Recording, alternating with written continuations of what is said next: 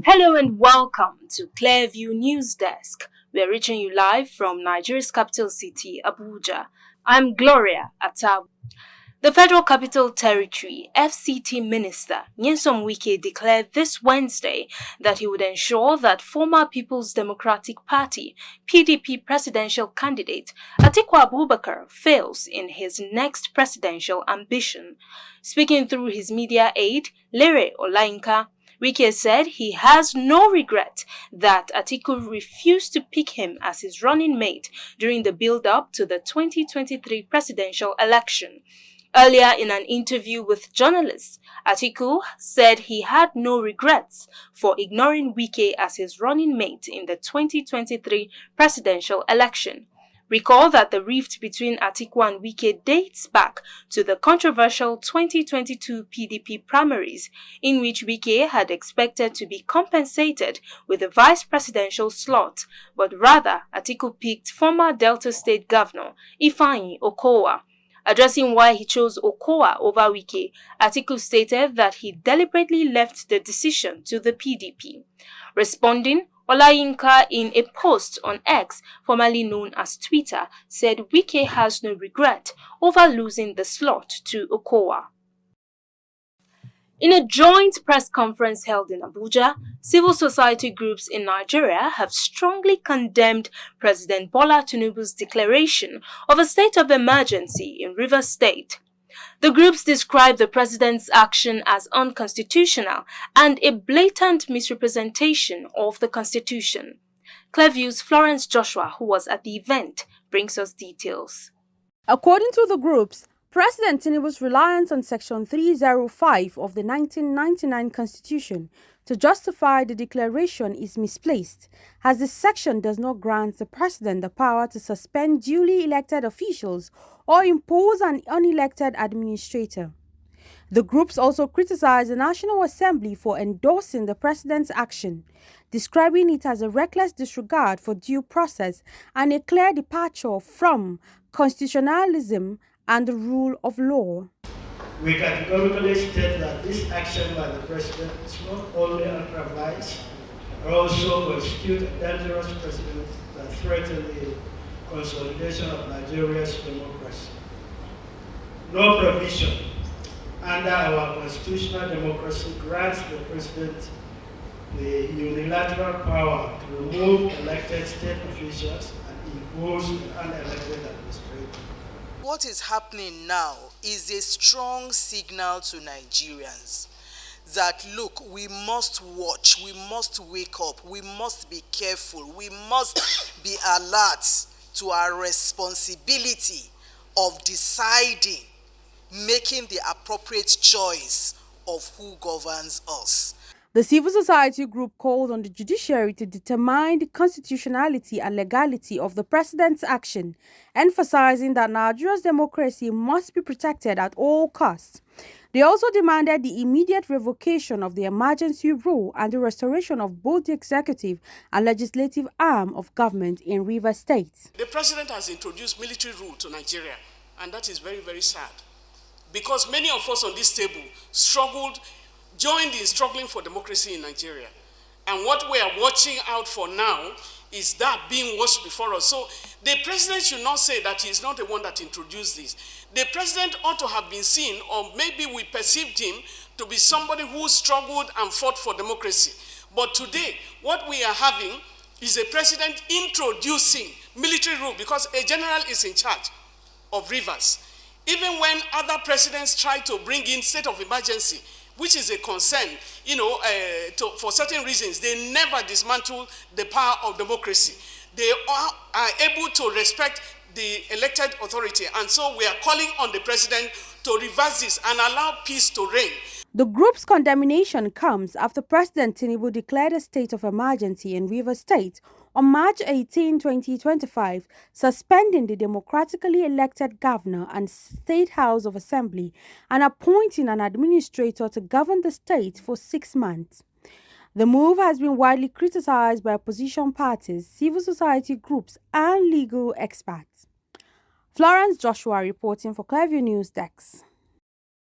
The police command in Rivers has confirmed the neutralization of an unspecified number of suspected vandals attempting to vandalize a pipeline in the Alu and Rumwekpe communities in Rivers State.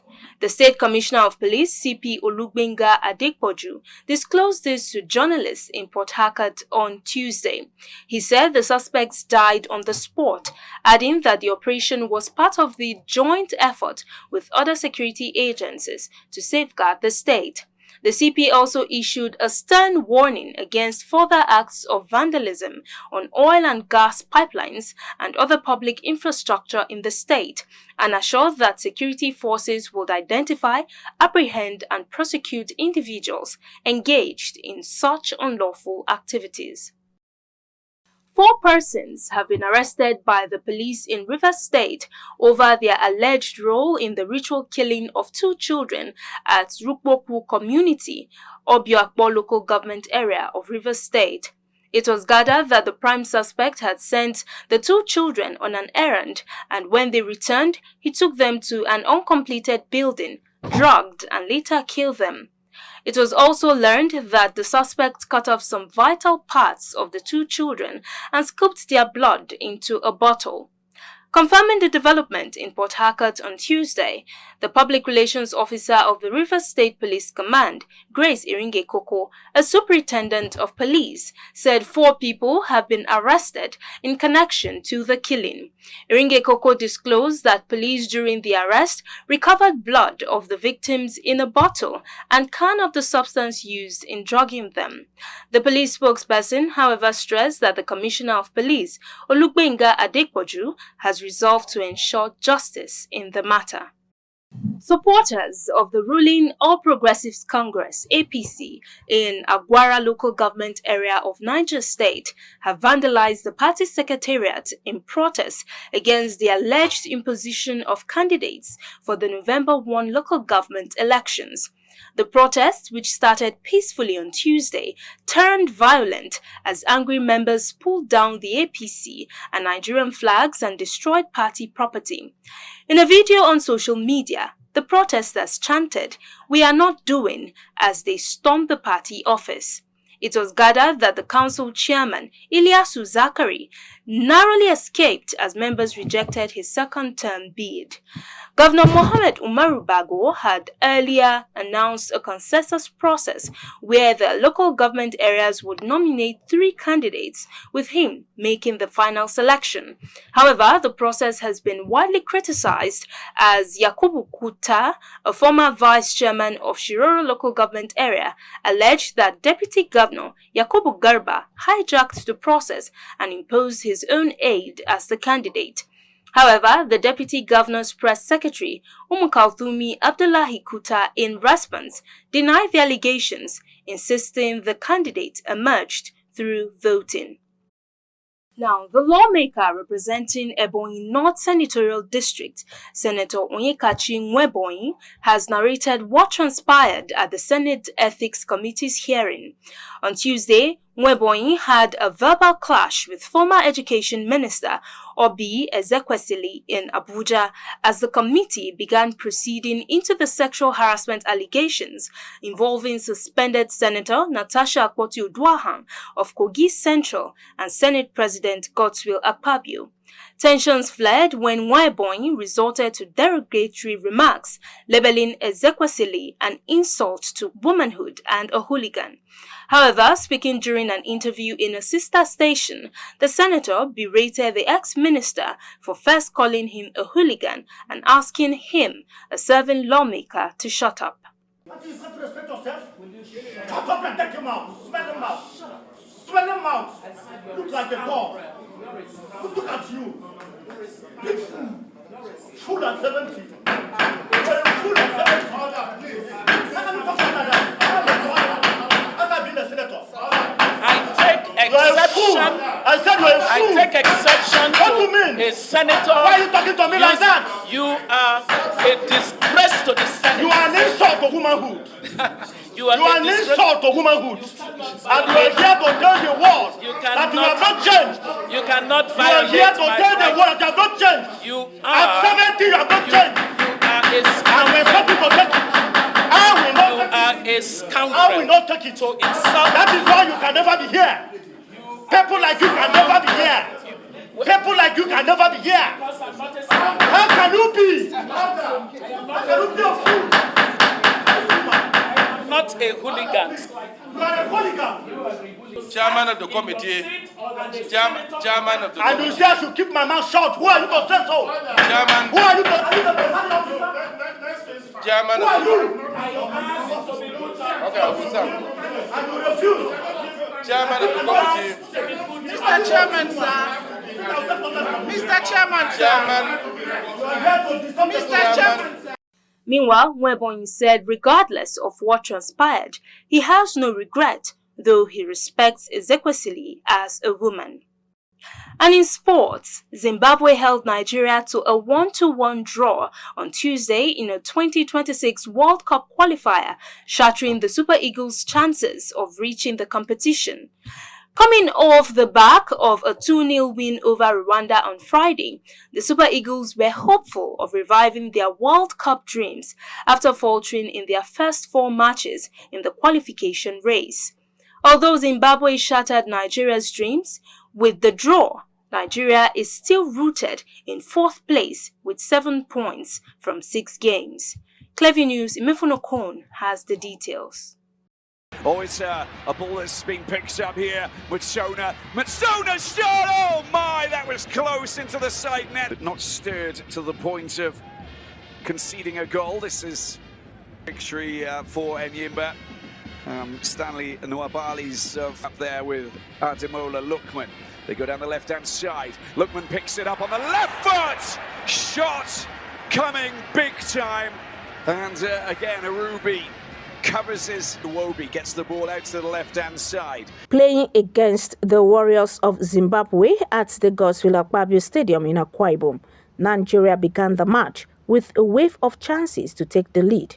However, some brave defending from the visitors and wastefulness from the Super Eagles prevented Eric Chell's side from finding the net.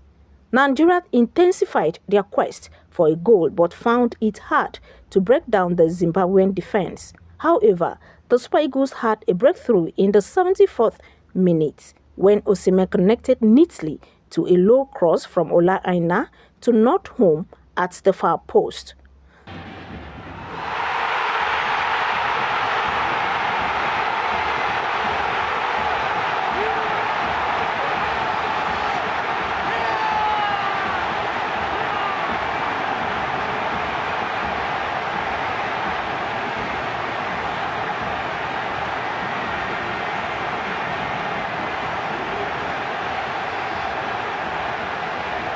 The Super Eagles later suffered an equalizer as the defenders failed to snuff out a late Zimbabwean attack when Tawanda beat goalkeeper Stanley Nwabali in his near post in the 90th minute to break hearts of Nigerian team. With the draw, Nigeria is still rooted in 4th place with 7 points from 6 games. Meanwhile, South Africa cruised to a 2-0 win over Benin Republic in another Group C match in the qualification race, a victory that took them closer to reaching the World Cup, while South Africa's Bafana Bafana have a comfortable lead at the summit of the group, having gotten 13 points from 6 games. Recall that the carrot and stick model offer of the Zimbabwean president, Emmerson Mnangagwa, offering the players $150,000 for a win over the Super Eagles, as announced by the president of the Zambia Football Association, could have contributed to their success in the match. The Zimbabwean record against the Super Eagles is not impressive, as they have made 5 times since 2005, with Nigeria having 3 wins and scoring 9 goals, whereas Zimbabwe has never defeated Nigeria despite scoring 2 goals with 2 draws, 1 at World Cup games. Imefunokon reporting for Clever News. You can follow up on latest events and happenings around you via our social media platforms on Facebook, Instagram, and YouTube at Clearview News Desk, or via our handle on X, formerly known as Twitter, at Clearview Online. Many thanks for watching. I am Gloria Atta. Bye for now.